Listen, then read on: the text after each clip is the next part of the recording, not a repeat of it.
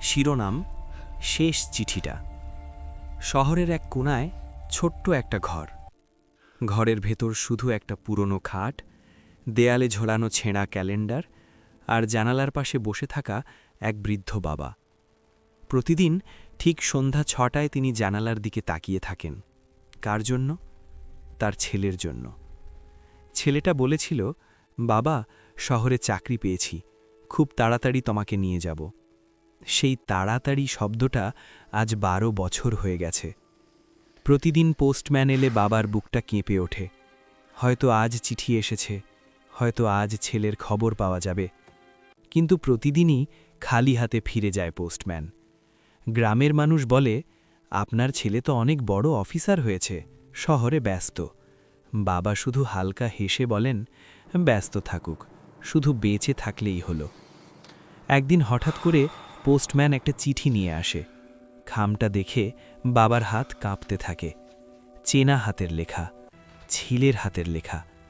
চিঠি খুলে লেখা, বাবা, আমি ভালো নেই। শহরের আলো অনেক উজ্জ্বল, কিন্তু ভেতরটা ভীষণ অন্ধকার। টাকা আছে, কিন্তু ঘুম নেই। মানুষ আছে, কিন্তু আপন কেউ নেই। যদি পারো আমাকে ক্ষমা করো, তোমার ছেলেটা খুব ক্লান্ত। চিঠিটা পড়ে বাবা চুপচাপ বসে থাকেন। চোখ দিয়ে পানি পড়ে না, কারণ কিছু কষ্ট চোখের পানির থেকেও গভীর। সেই রাতেই বাবা একটা ছোট ব্যাগ গুছিয়ে নেন। ভোরের বাসে শহরের উদ্দেশ্যে রওনা দেন।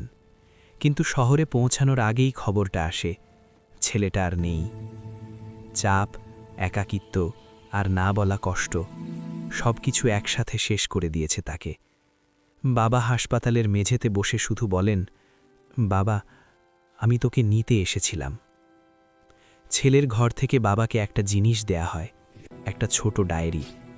শেষ পাতায় লেখা, যদি বাবা কখনো এটা পড়ে, বাবা, তুমি ছিলে আমার একমাত্র নিরাপদ জায়গা।